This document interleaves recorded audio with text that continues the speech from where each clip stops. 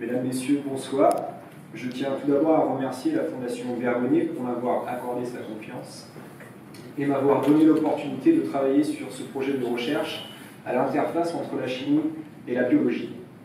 Pour moi, c'est un projet qui a du sens puisqu'il vise à développer une thérapie innovante et très prometteuse dans le traitement de l'hépatoblastome, qui est un cancer pédiatrique du foie qui reste mortel pour un enfant sur 5. Mon projet de recherche est le fruit de la collaboration entre l'équipe de chimie ChemBioPharm de l'unité ARNA et l'équipe MIRCAD de l'Institut d'oncologie de Bordeaux. Des travaux récents effectués par l'équipe MIRCAD suggèrent qu'il est aujourd'hui possible de corriger certaines mutations à l'origine de l'hépatoblastome par thérapie génique à l'aide de la technologie CRISPR-Cas9.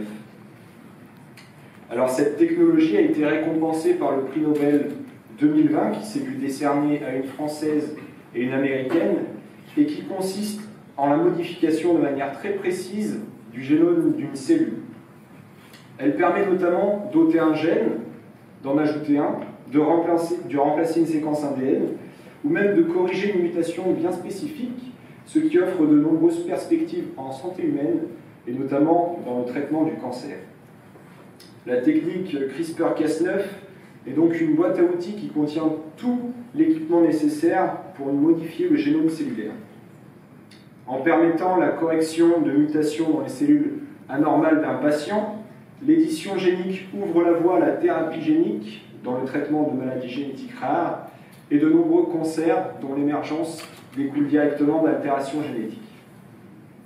Sur le plan recherche et développement, un des défis majeurs réside dans le transport de ces outils moléculaires qui sont constitués de protéines et d'acides nucléiques, puis de les faire entrer préférentiellement dans les cellules tumorales d'un patient qui porte les mutations à corriger. Le cas du vaccin anti-Covid à ARN messager est la démonstration la plus récente et la plus indiscutable que véhiculer des acides nucléiques est non seulement faisable aujourd'hui, mais également très pertinent en santé humaine. Ainsi, les outils CRISPR-Cas9 peuvent être vus comme des nouveaux médicaments précieux et fragiles qui doivent être protégés par un système de transport jusqu'à leur destination finale, la cellule tumorale. Donc, plusieurs types de véhicules existent, certains sont d'origine virale, d'autres sont d'origine synthétique et découlent d'approches chimiques.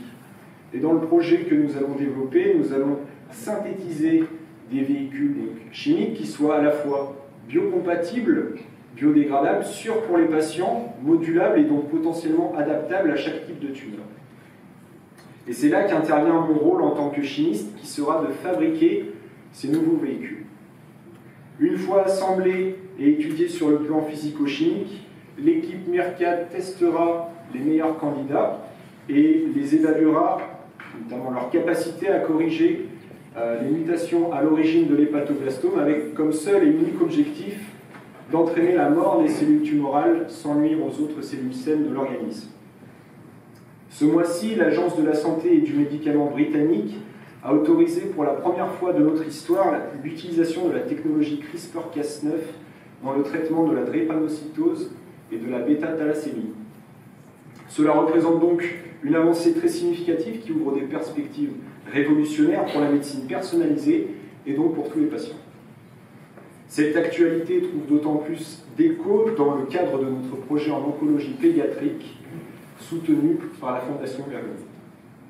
Voici donc de manière vulgarisée le projet que nous allons développer.